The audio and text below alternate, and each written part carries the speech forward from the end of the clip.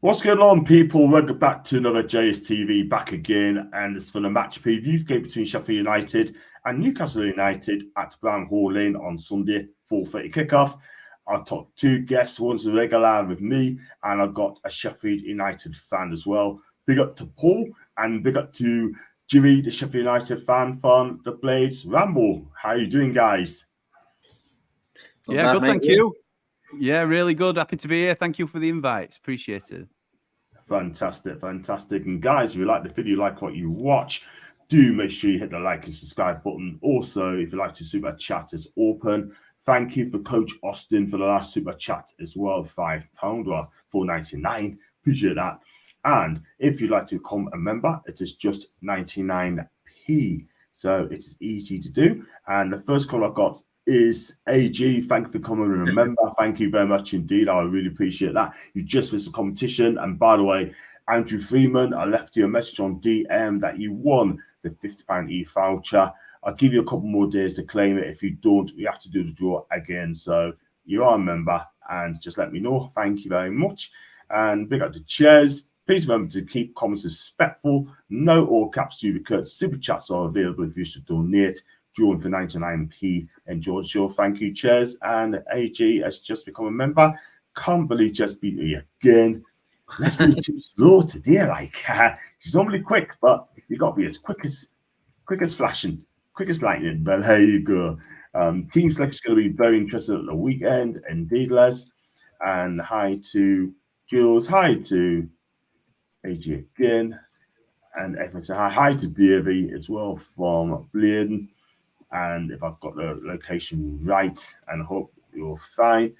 And comments flying through. So big up to Alan as well, and I hope you're fine. Right, let's go to talk about the Sunday's game and going to Sheffield United and Newcastle United at Bramall Lane. I'll start with you, Jimmy. I mean, you've been promoted under Paul Heckingbottom. He's done a fantastic job for you last season, and now you're in the big time, and you haven't had exactly the best of starts, haven't you? I mean, can you tell me what's gone wrong? Why you're not winning games? And is Paul Heckingbottom going to get more time? Well, I hope so. To answer the last question first, in terms of does Hecky get more time, I think he certainly deserves more time. He came into us season before last, halfway through. I think we're about 17 games in. We're 16th, 17th in the championship, and the winning run we went on were fantastic. We finished 5th, fell just short of the playoffs, and lost out to Forest, unfortunately. And last year, obviously, we kept what I would say in years gone by, it was certainly our Premier League squad. We kept that together in the Championship, suffered quite a bit financially due to that, a few financial issues, but he sort of navigated his way through all of that, and we ended up getting promoted, second in the league. We've obviously then come into the Prem. What our Premier League squad was with Sander Berger and players like that, obviously Sander left, Iliman and Dye left. We had contract issues with those two. There were only a year left. Do we cash in now? Do we let them go on a free next season? We chose to cash in and try and bolster our immediate chances by bringing in Gus Hamer, Cameron Archer, really good signings for us, just unproven at Premier League level. So the timing of the transfers has been an issue for us. So we've lost what were our two best players in Sander Berger and Iliman and Dye. Iliman and Dye's best player I've ever seen in a Sheffield United shirt. And then we brought in these reinforcements, but later in the day than we'd have liked. So we started off the season against Crystal Palace. We weren't ready for that game. Our squad wasn't complete. Obviously, the window's still up until you're about 4 games in, which I personally think is nonsense. But that's what happened with us, and we were caught out by it. We weren't ready. We played a team that we wouldn't have put out in the Championship, and rightly lost the game. We then went to Forest. Similar, we were better, but not quite ready. The first game we were ready for were Man City. And, if anybody's ready for a Man City, then you're better than us. So, they're going to be favourites in every game, aren't they? So it were tough, and we ran them close. That was the first game we sort of got to blood our strong signings. And to be honest, we've got better every game. We've just narrowly missed out for whatever the reason. Obviously, we played Everton at Bramall Lane, who are a poor side, don't get me wrong, but they'll be down there with us this year. So that were a 6-pointer early doors in a lot of people's eyes. And we both went at it hammer and tong. I don't think Everton will play much better than that this season. They've only scored twice this year, and both of them came against us. But so obviously I don't want to talk about Tottenham, but I can go into it if you want, John, if you're going to make me do that. We were leading at Tottenham for the vast majority of the game. They scored in the 200th minute to equalise, and then got a winner in 300th minute, because you know that's the way things go at the minute. When your luck's against you, isn't it? So to wrap all that in a nutshell, and my channel's called The Blades Ramble for a reason, as you'll probably come to realise, because I do go on sometimes, but we are getting better game on game. And I do think we may well catch you at a good time to play you. I'm not saying we'll beat you. I mean, my prediction is going to be positive for United, but you've gone away to a really tough team and got a great result, which you've ground out and could have nicked it in end, to be fair. Could have done. And then you're going to come after putting all that effort in, and you're going away from home again in Premier League, and it's hard. It's hard to produce back-to-back performances like that. So I'm hoping even the finest of margins can go in our way, and you know, we might get a positive result, but I'm sure we'll get into it. Yeah. Well, there's a result against us, by the way, but I've got to say that. Still, Paul, I mean, just a quick one before we talked about Sunday's game. Great result on Tuesday. We know that. We spoke about it. And, I mean, talk about Arturo Vidal quickly, right, about that comment you mentioned off there. I mean, this guy, right, I mean, he's fantastic for Juve and Inter Milan, don't get me wrong. But what he said about our game, right, I think everyone's got an opinion, entitled to an opinion, but to call us disgusting, to call us pathetic, right, I think he needs to do his research how we did last season. Yeah, it was interesting. Yeah, we were saying just before the show went on, he was talking about it was the worst game he'd ever seen in the Champions League in his history. That's disgraceful. That's disgraceful. This is going viral. All we did was run last season and somehow got in the top four. You know, I guess he's mad that, you know, Milan didn't really take their chances for whatever reason. I mean, yeah, okay, we didn't do much going forward. I get that, but I've seen worse games than that in my lifetime. I mean, you know, Villa fans right now, even they've just lost 3-2. Will they care? They scored 2 goals and maybe had an entertaining game. They won't care. They lost in the thing that they told everyone they were going to win. So you know, they care about that. We care about a 0-0 with one of the best side that was semi-finalist. You know, in a very hard stadium to go to. In our first game in 20 years in the Champions League with 5 players that had never played in it before. Yeah, have some perspective, my good man. You're a great player, but yeah, less public speaking, maybe. 100%. I mean, you know what it is, right? I mean, people say we didn't play well that game. I mean, to be fair, I didn't think it was the world's best performance. But at the end of the day, right? I mean, we did all we have to do. I know again, people in the tweet saying that Eddie Howe's been defensive, it's been boring. I didn't think he was. To be fair, he had to put the players out there. I mean, our midfield got cut off the park. We need to actually tighten up on Sunday. Don't know what we've got going to do in the game. I'm sure Tonali is going to be all right. But talking of Tonali, he's been getting stick from Craig Hope saying that what the position is and he needs to fix up basically. And he's getting pelters, Craig. He really is. Well, is that the first time for Craig Hope? He just seems to bait Newcastle fans as a career choice. You know, he just seems to get off on that sort of thing. It's very strange. Yeah, you know, we got a very positive result at hard ground. I found it very strange. Some of the media and a lot of the, you know, Twitter is a cesspool anyway. But you know, just all these funny things. Man United fans were digging at us, and Villa fans were, and all this. And again, it's just like, you know, watch out for your games rather than worry about what Newcastle are doing. You know, they lost at Munich. You know, Villa have lost tonight. I don't care. We went to a hard ground and got a 0-0. Yeah, okay, we didn't do much going forward, but I don't care. Do you remember when we played Chelsea at one time? We did nothing in the game and won it 1-0 right at the end. Does anyone remember how bad we were? All everyone remembers is Hayden scoring and Richie kicking the flag at someone. That's it. That's what everyone remembers.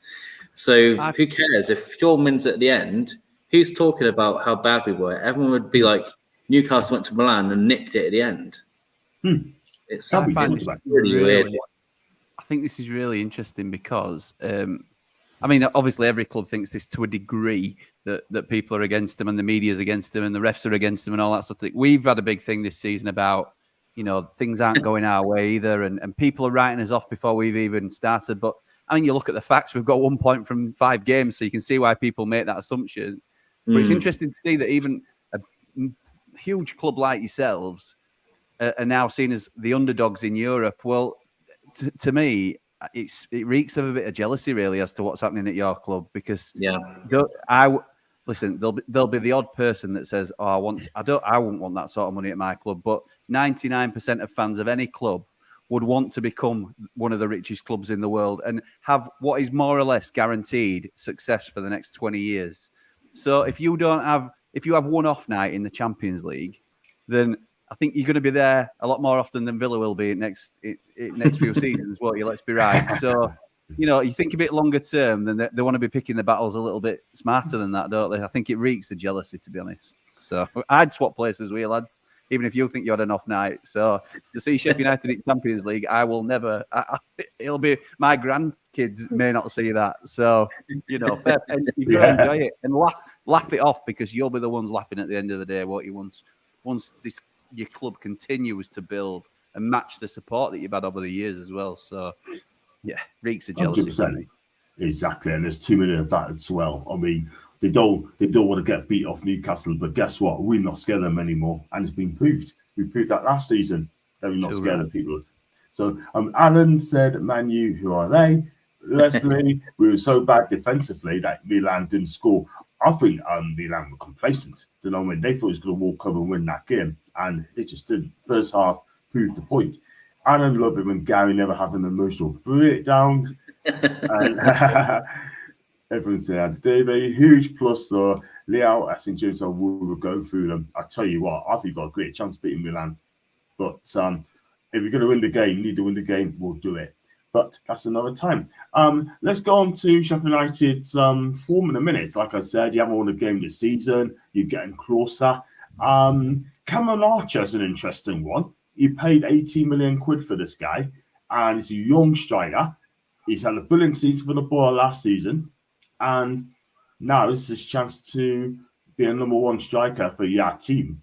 And he's a young player. He's going to get time. I mean, are the fans taking into him at the minute, Jimmy?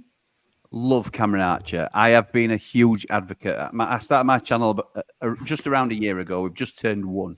And ever since we started, we've been banging on about Cameron Archer. It were more of a, in our mind's eye, it'd be great if we could sign him.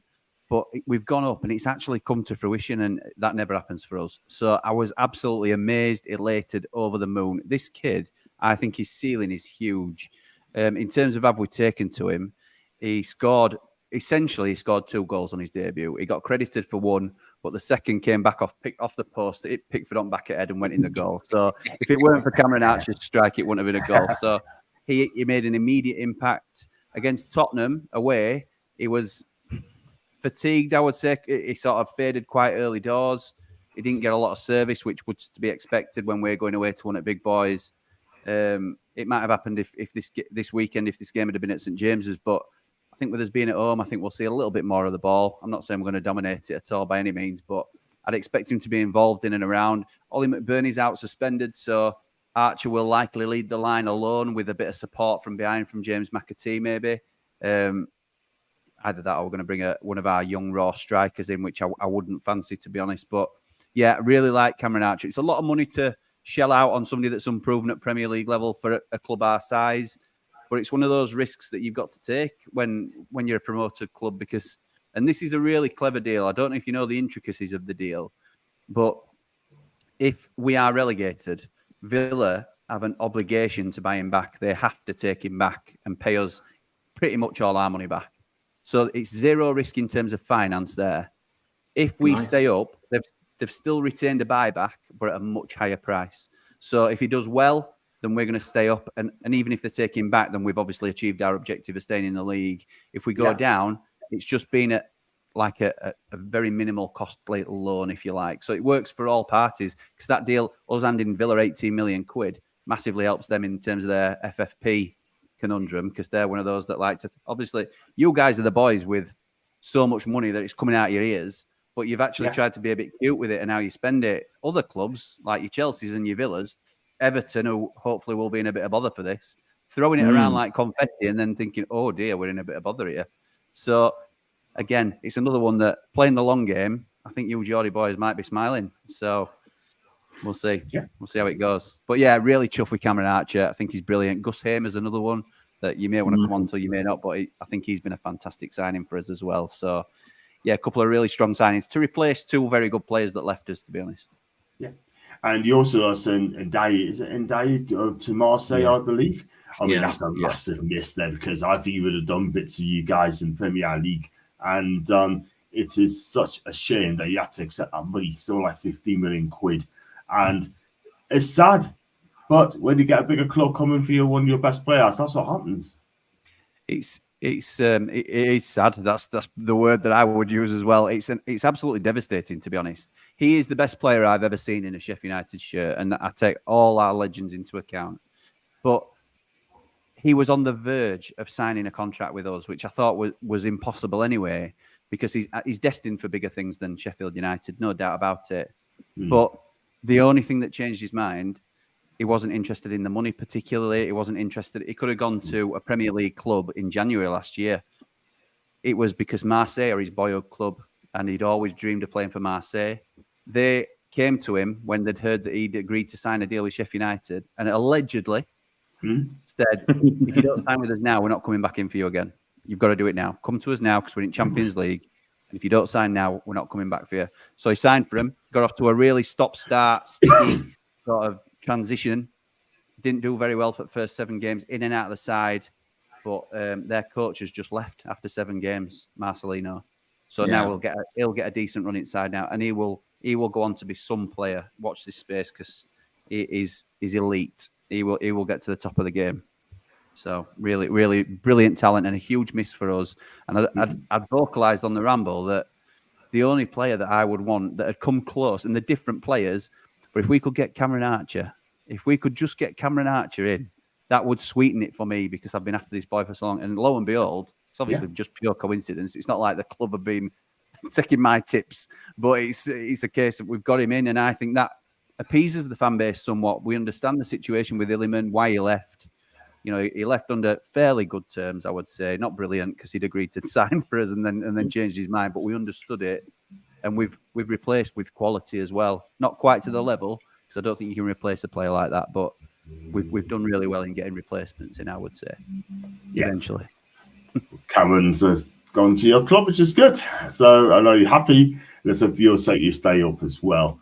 Don't know, but I hope you stay up. Paul, I mean. Going into Sheffield United game on Sunday, 2 clean sheets and one against Brentford last week, which got a point in Milan. How confident do you think Newcastle? Do you think they'll make any changes? Do you think on Sunday? Yeah, I think there will be quite a few changes. There was a lot of people who looked dead on their feet. Isaac looked like he was ready to need a stretcher to get off, because he was gone. He was absolutely, about 60 minutes in, he was dead on his feet. Tonali he couldn't even make it to the bench. He was so tired.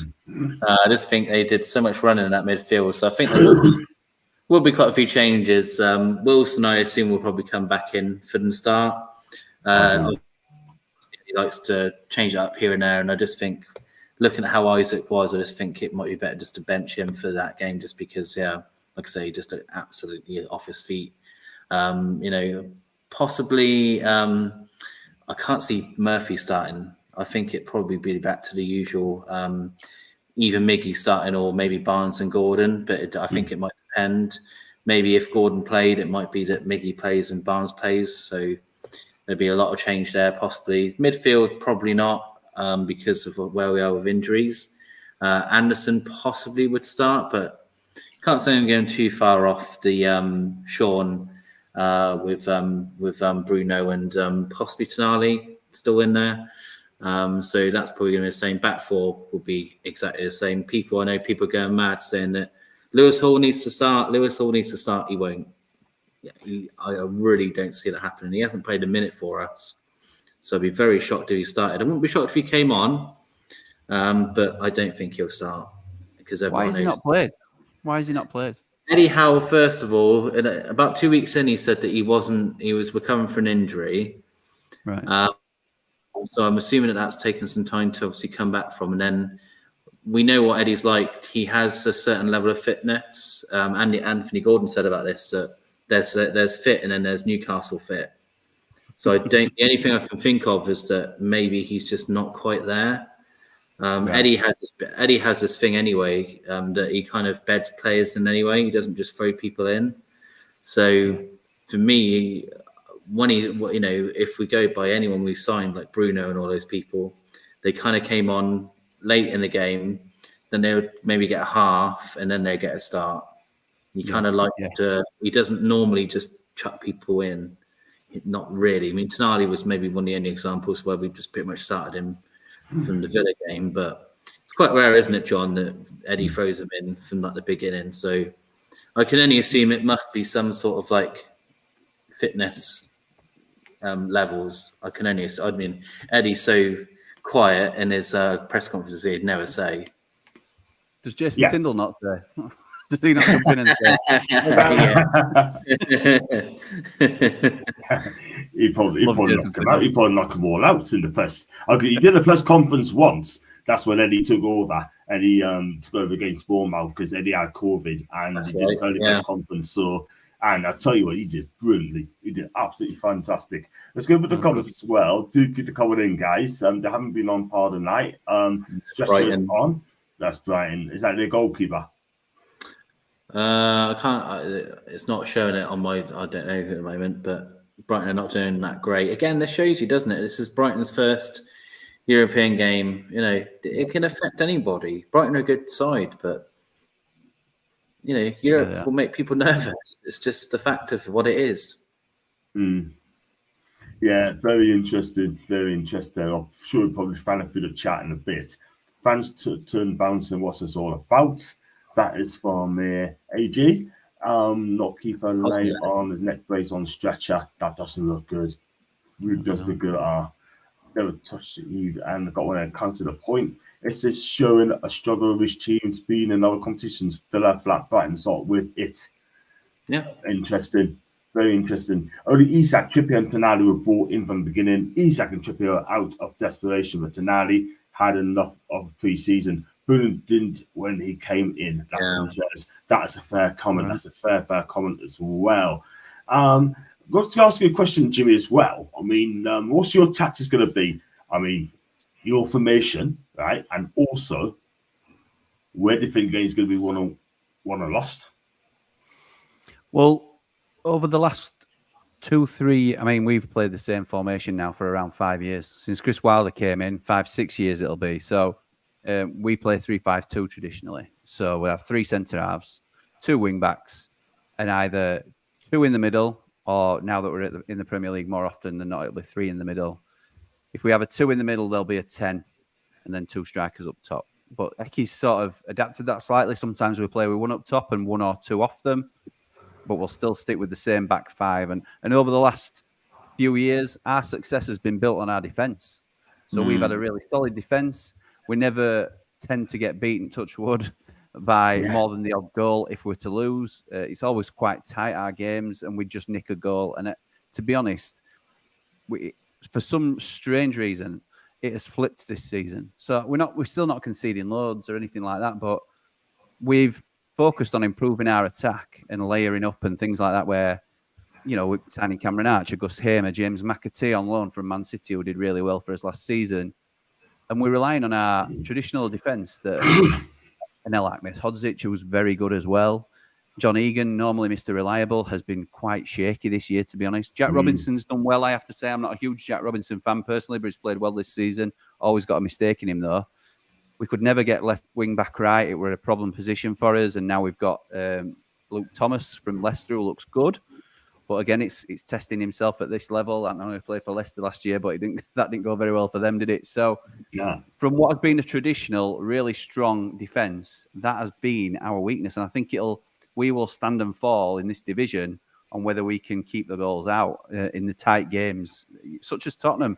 Obviously, we went into the 105th minute and we're winning, and the concentration levels drop. I don't know whether it's fitness or just quality or just having them wave after wave coming at us. We're getting deeper and deeper, and eventually it cracks.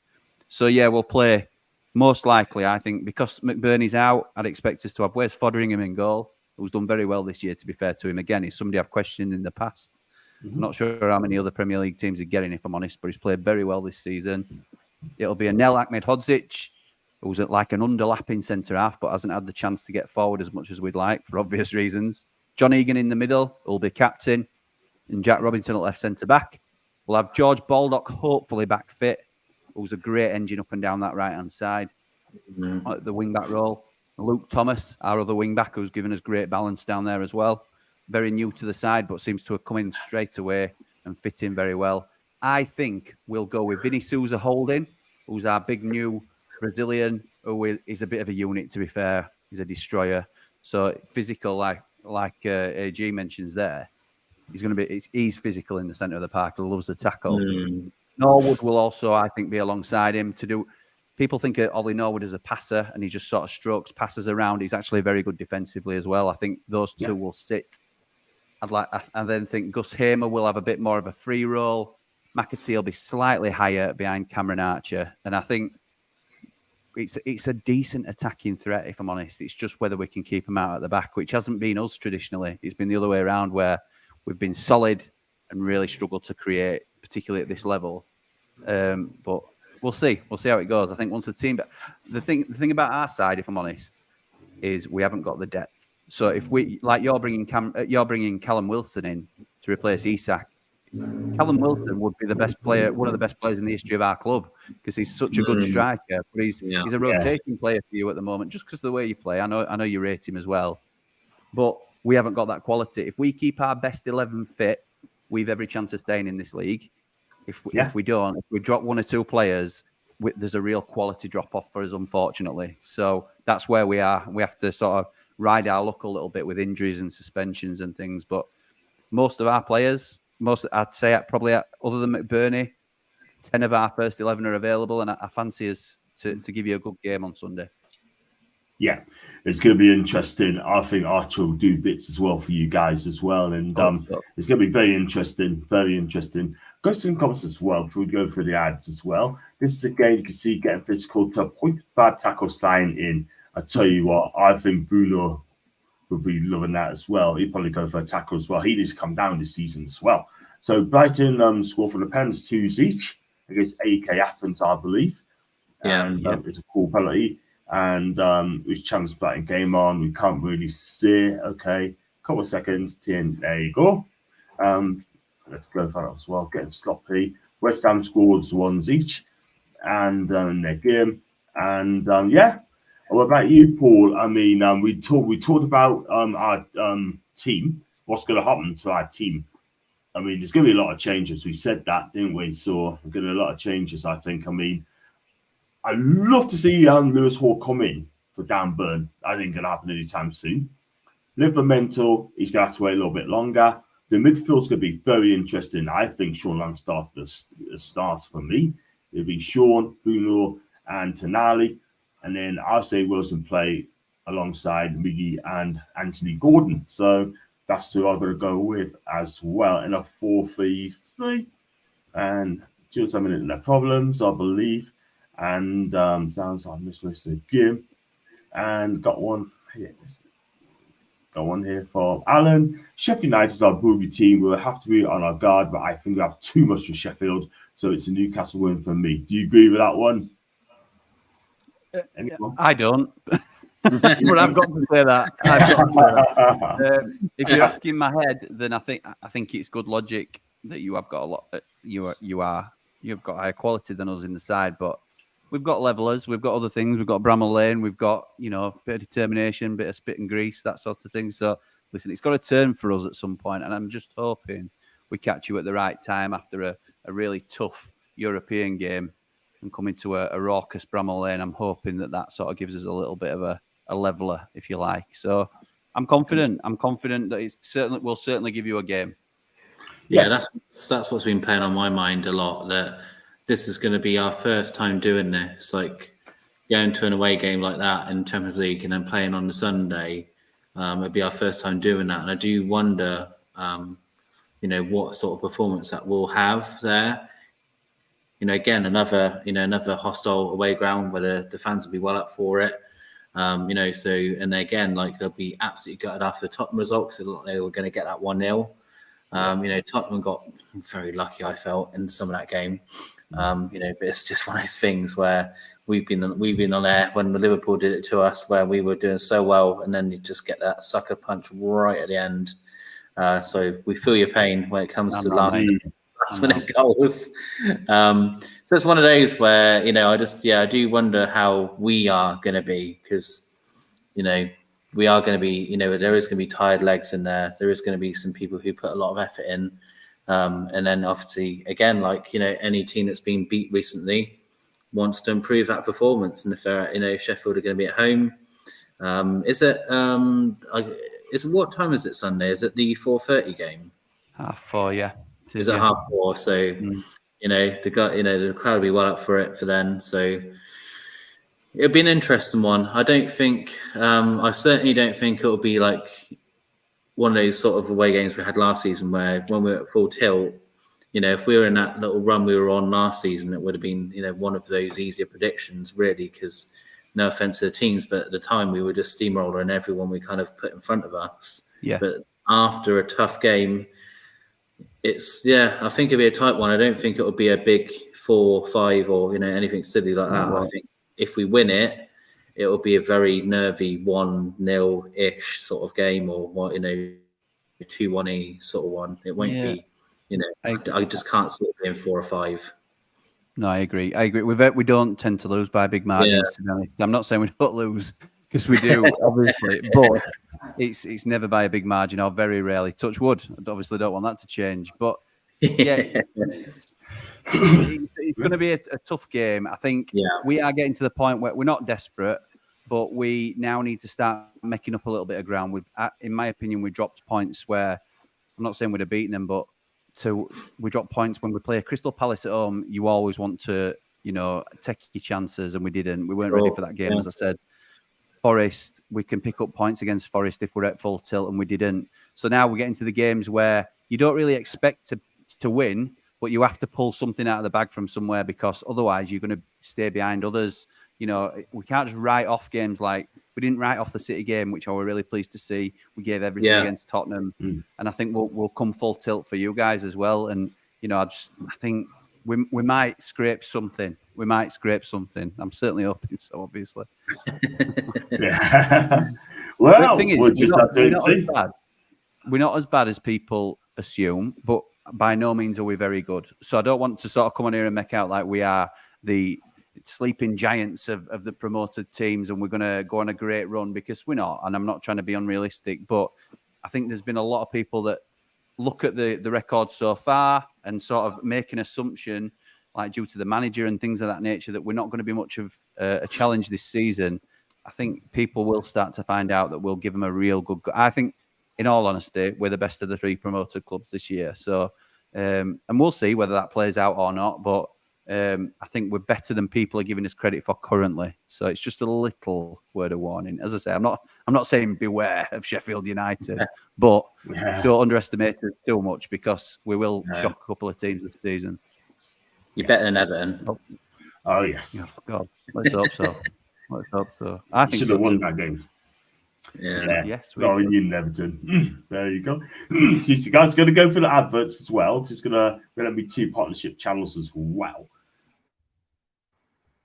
So when on mute then, sorry. So the first partnership sponsored by JSTV is called Toffs, made in Great Britain, and JSTV is pleased to welcome their first partner, Toffs, the #1 destination for classic football shirts that recreates famous vintage Newcastle United shirts designs. In addition to this massive range of retro replica shirts, Toffs brings you NUFC-inspired bucket hats featuring Bruno, Joe Linton, Tiny, and more. The products are manufactured at their Team Valley base, made by the fans for the fans.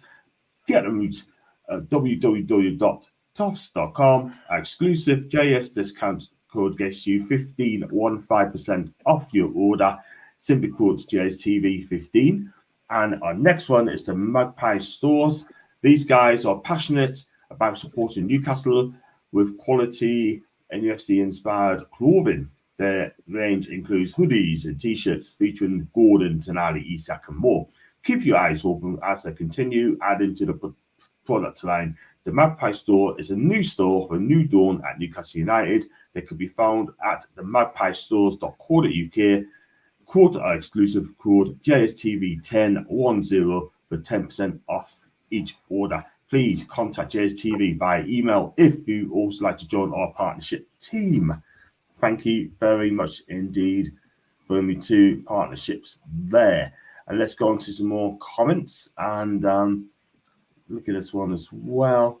It's that Amrabat man you wanted. Yes, he's on the season-long loan from Fiorentina. And let's hope he put the Scouts back out of this season. If Liverpool hit those likes, thank you, Jed. Some people can all get behind Davey from Leslie as well. Jimmy, I'll answer the question. Which 3 players would you take from Newcastle United? Do you mean which 11 players would I take from Newcastle? Yeah. So, well, it's a tough one. I would, looking at just from our perspective, I think we've got, like I said before, I think we've got a good 11. There's certain positions within that 11 that I think we can improve. So I would take Nick Pope over Wes Foderingham. I would take Sven Botman over Jack Robinson. And he's a cult hero at United. A lot of people love Ollie McBurney. But I'd take Callum Wilson. I really like Callum Wilson. If he can stay fit, I don't think there's many better than him. Listen, obviously your midfield is where it's at, really. But looking at from a Sheffield United perspective, I think we've got our strongest position for our team is our midfield.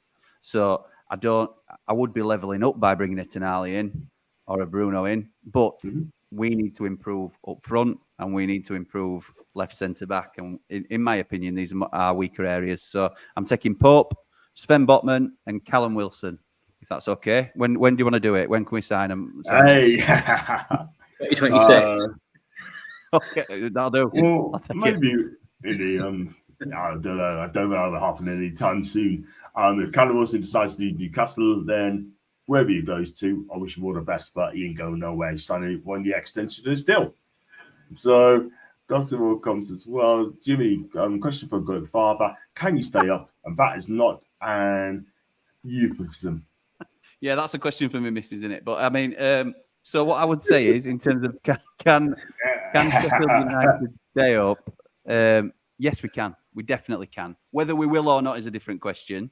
But I think we've got everything we need in this first 11 to stay up. I think what we need is to ride our luck a little bit in terms of, and sort of have the luck turn on us, because we're not getting the rub of the green at the minute with the Tottenham game, the Everton game where McBurney has a header cleared off the line and it's the post in the last minute and things. Just these small margins aren't going for us at the minute, but we're not complaining.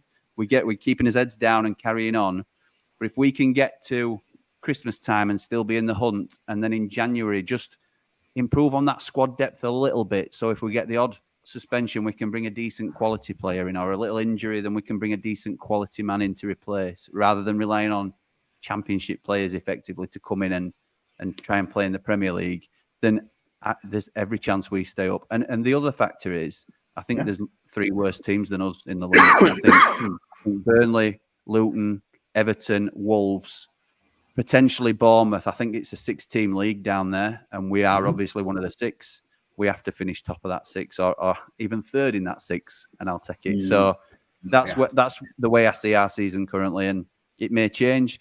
Seems like Everton and Wolves may be able to throw a lot of money at it in January and sort of change the dynamic. But for now, I think we're a massive shout of staying up. We just need to get off and running, and it's dangerous for teams like yourself who are a much stronger team than us. We're not trying to hide that fact, and you're a much bigger club. But if we catch you on an off day, you could be the team that we turn over and start our momentum going with. So we'll see. We'll see how it goes. I'm always trying to be optimistic, maybe a little bit too much. We'll see. Yeah, we'll see indeed and indeed. So just I lost that one there as well for the comments as well. And also, if you'd like to join the channel, it's 99p. And you can qualify for a member, by the way. Great deal. It is size. Some people charge something like $3.99 and $4.99s, and end of the day, I'm not a big enough channel to do that at the minute, and I will say that. But you're right, it's a good deal, 99p. The less you charge, the more members you get. Nice answer, Jimmy. Evening to the good father, and extra hi to the good father as well. And I'm missing Peter's Willock. We're badly missing Willock as well. Yeah, we are. Good player. Best player. Jimmy, my mate's Wednesday a fan. What's best lagging I can give him? Have you seen that that Simpsons meme where it's "Stop, he's already dead"? That's for Wednesday. That's for Wednesday. They are atrocious. What a terrible, terrible club. Terrible club, terrible team, awful chairman. Long may it continue. So yeah, give him my best and say it's good in the Premier League. Yes, and the way they treated Darren Moore was disgraceful. Absolutely, yeah, it was. Good manager. Good to see him back in Huddersfield. Yeah, he got a job today. Yeah. Pleased with that. We can like him again at the Lane. I mean, Paul even had a good win on Saturday against Brentford. I mean, listen, it wasn't a great performance in my opinion, but we got the 3 points. Then we got a draw against Milan as well, which I thought, we're lucky to get a point, by the way. That's because Milan, there's so many chances in the first half. And can we go to the Bramall Lane and get a third clean sheet? Because I think it's doable.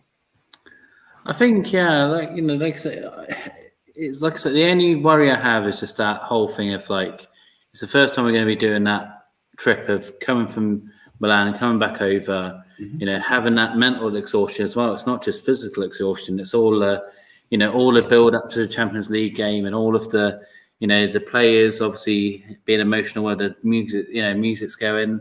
With all, there's a lot behind it. And then, you're going to another, hard ground away back in the Premier League where it's back to, getting points and stuff. And I've seen it happen to many teams, Man United, Arsenal, Chelsea, even Man City at times. Like, I've seen where they've had a tough game away or whatever, even at home in the Champions League, and then they've gone to play on a Saturday or Sunday, and they found it difficult. Man City, a lot of times when they've played us in the past, when we weren't great, they had come from like a Champions League game, and we always had like a pretty decent performance against them.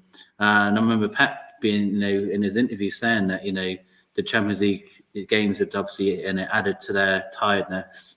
So it's one of those things where, it's a game that obviously on a normal day, it's something that we would aim to win, of course, but it's a tripping hazard, isn't it? It's one of those where if it doesn't quite click and we're still tired mentally and physically, and the crowd get behind the home team and they start clicking like they can do, it's one of those potential banana skins that we could slip on. But at the same time, it could be where we're due a performance and it could just all click and we're excited after the Champions League game. So it's such a 50-50 split, isn't it, with us sometimes?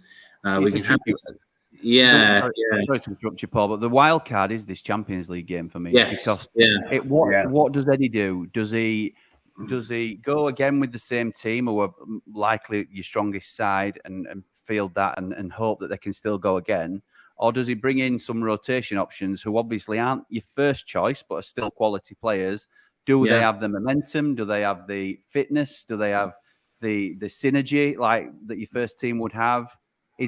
Does that give you, the percentages are off then a little bit, aren't they, in terms of how you're going to click and things like that? So I think it's a really sort of interesting debate and sort of problem for Eddie to have, isn't it, as to what he's going to do. So interesting. And again, like one of our biggest things that we always struggle against, which I'm sure your manager and team will be doing this week, that low block, we really struggle with the low. We just get ready for that. So and we just, I don't know what it is, John, isn't it? We play so slow sometimes. It's so painful sometimes. I don't know what we're doing. We pass it to him and then he passes it back to it, and it's just like. And then there's like a shooting opportunity, but rather than shoot, we pass it to the other player. We pass it backwards, and all Newcastle fans are like, "What are we doing? Why are we doing this?" I know.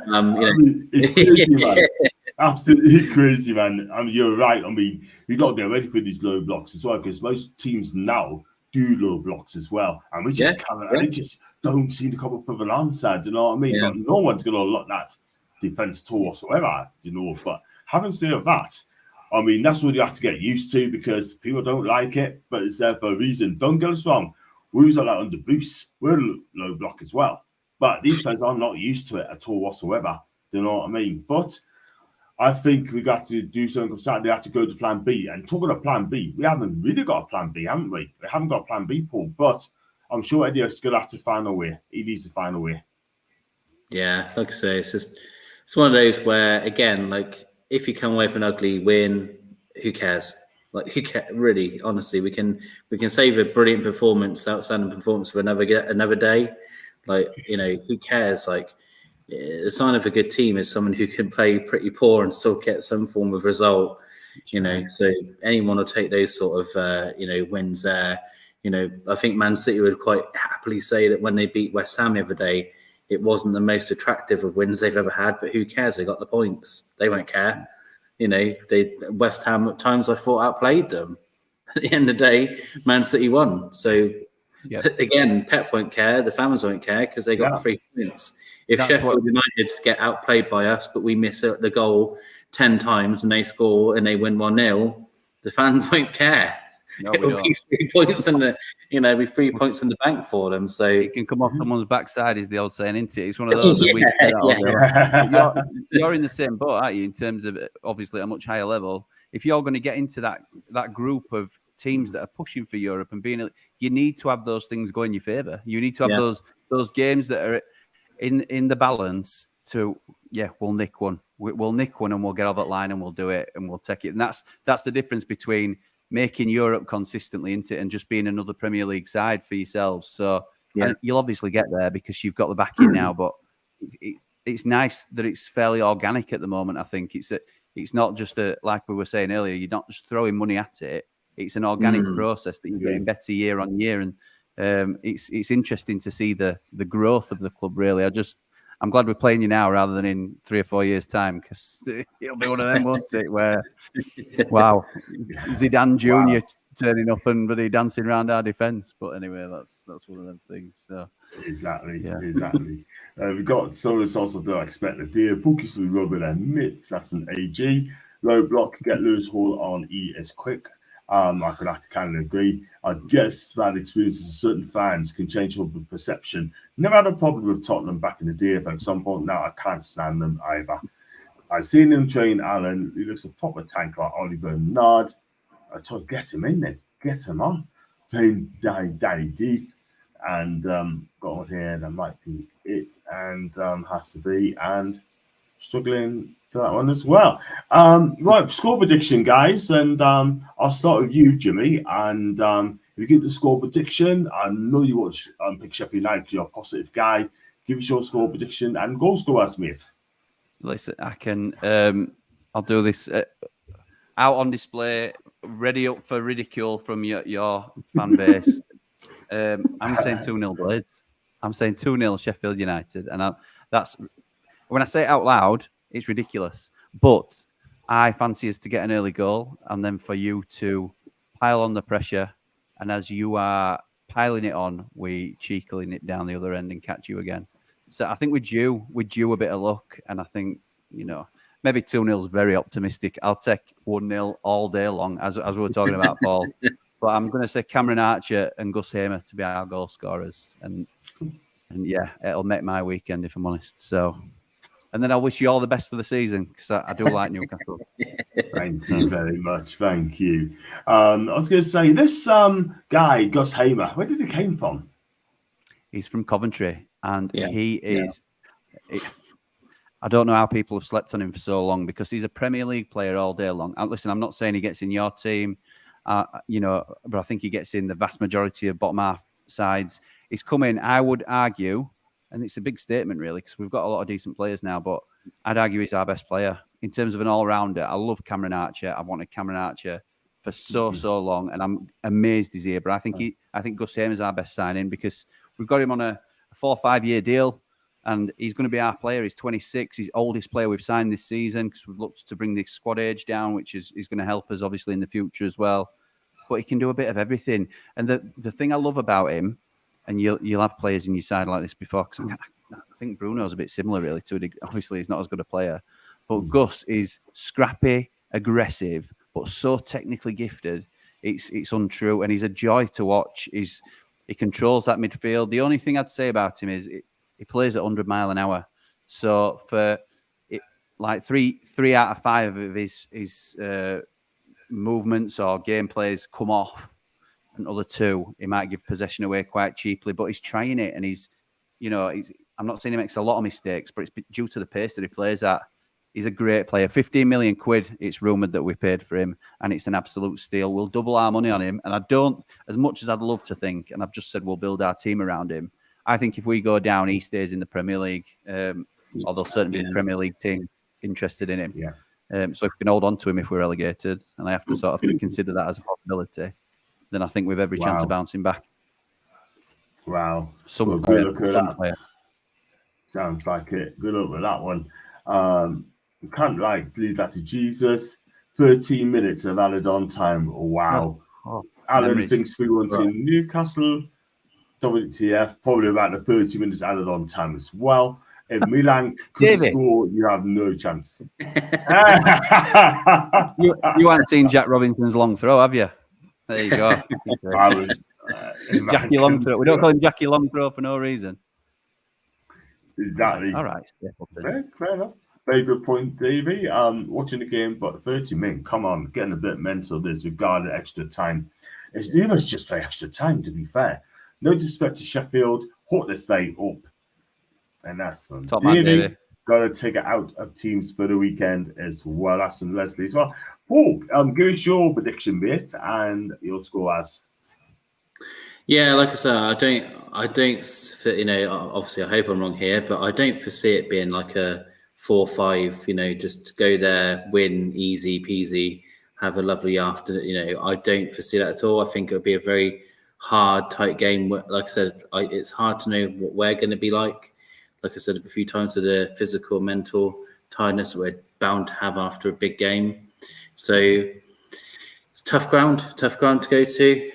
They're going to be up for it, and they're going to be they're going to want to be hard to beat because they've lost a few games in a row as well. And then having that tough Tottenham defeat, it was working for a lot of the game, the tactics. So why would they change much from when we go there?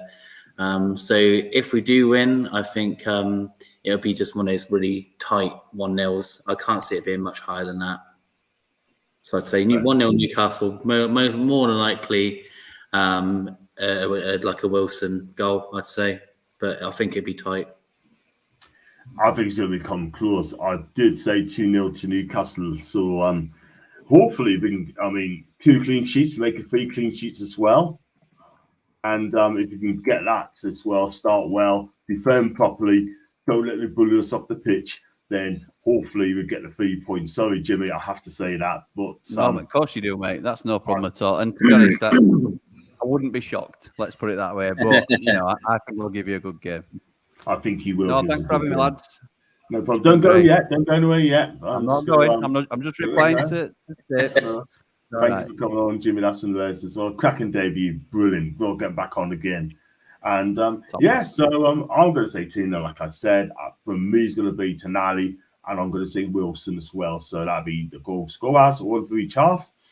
And I figured to wrap up the show on there because I've done it for another hour. And thank you for the comments as well, chats and the mods as well. And Jimmy, first of all, did you enjoy coming on my show today? Of course I did, yeah. It's been great. And I love coming on other channels and getting to meet other content creators and things of that nature. So, and, I obviously knew a few in the Championship, but now we're in the big time. So to me, fans of teams such as yourself, it's an honour to be asked, mate. So thank you for having me on. I've really enjoyed it.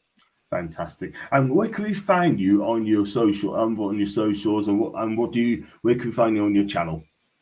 My channel is called Blades Ramble on YouTube, and thank you for letting me plug that because we're on a mission. We've got just over 3,000 subscribers now, and we've been going just over a year. So we're on a mission to get 5K before Christmas Day. That's what we're hashtagging. 5K before Christmas Day. So if any of your boys have enjoyed our chat and think of us as friendly rivals, then I'd welcome your subscription. I'm on Twitter an awful lot. I'm quite gobby on Twitter, but never nasty. All positive. It is a cesspit. I agree with you, Paul. It's a nightmare. But I'm on Twitter a lot. Jimmy the Blade 1. Jimmy the Blade 1 on Twitter. So thank you for letting me plug those, lads. Appreciate it. No problem at all. Every time we sign it off, I get more people viewing and watching the channel, and I don't know why, but it's good to see your channel as well. There could be new ones on there. There could be new people watching the channel for the first time, and it could be, like pop in, say hello, which is fantastic. So do subscribe. Paul, where can we find you, man? I know you're just on Twitter, yeah? Oh yeah, that's it. All the lovely people here already probably before me already. They're all very nice and sarcastic, which is great. Yeah, so for the usual nonsense about Newcastle, it's Blank Canvas PC. But you're all bored of me by now, I'm sure. I'm not bored of you yet, Paul. I'm gonna subscribe to you now, mate. We're not bored of you, mate. Now. That's why we got you on here, man. You know what I mean? But you know me. You're fantastic. You're fantastic for my channel, Paul. You really are. Thank you very much. I said, John, this is the start of the breakup, John, because this is the rival Paul Clark TV when I launched that. You see. Oh wow! You're gonna start your own channel. Sorry, John. Paul Clark. Let me know. Honestly, you'd be good on it, man. I'll be your first guest. And get Louise Thompson as well if she comes in as well. Yeah. I just steal everyone. I say it on my channel all the time to anybody that's thinking about doing it. Do it. It has been the best year ever for me. People who will often watch avidly and things like that will always have thought in the back of their mind, I could probably do that. I'd like to have a go at that. So if Paul, that's where you are, mate, I would always say go for it. Just get out there, have a go. You can still obviously be a part of John's channel, I'm sure. I'm not sort of trying to do any business deals for each other here, but I'm just trying to be positive. I think Spotify are phoning me. Hang on. Yeah, that's right. Wow. And I'll see you next week for our video together. Oh yes. 100%, man. That'd be brilliant, man. But anyway, they want to start their own channel. Big up to them, man, because absolutely I want to do really well. He's taking that first step into it, John. You'll be familiar with that. As soon as you post your first video, you're off and running. That is the hardest bit to do, getting that first one uploaded. Mine's still on my channel because it's absolutely awful, and I always want a reminder of how far I've come. So yeah, just go for it. I'd say that to anybody. Just give it a go, and I've never looked back since, and clearly neither has John. And Paul is going to be the latest one. We've just heard it, breaking news on JSTV. Paul is coming out on. There you go. We need ticker on the bottom now, don't we? We need that ticker to go on. Yeah, exactly. Breaking news. New channel announced. Absolutely. I was going to say thank you for Goat Farmer, Leslie, Cheers, Alan, and Adrian, all David, and all the chats as well, and people watching my show as well. And I'll be back soon for the review. That'll be on Sunday. And if you like the video, like what you watch, then make sure you like and subscribe, please, as well. If you're new, then it'll be worthwhile doing more content as well. I need to catch up on them very soon. I'm going to do 5 takeaways. I'm going to do the reaction show, the review show as well, and the breaking news just comes along as well. So if you enjoy it, make sure you follow Jimmy as well on social media. I'm going to put the link in very soon as well. And make sure you also follow Paul as well, the Blade Rambles. So that's his channel name. Do subscribe on that. I'm going to do it. I'm going to subscribe in a minute. And until then, guys, enjoy your evening and watch what you're doing. And it's a winner, lads. And good luck on Sunday. Winner, lads.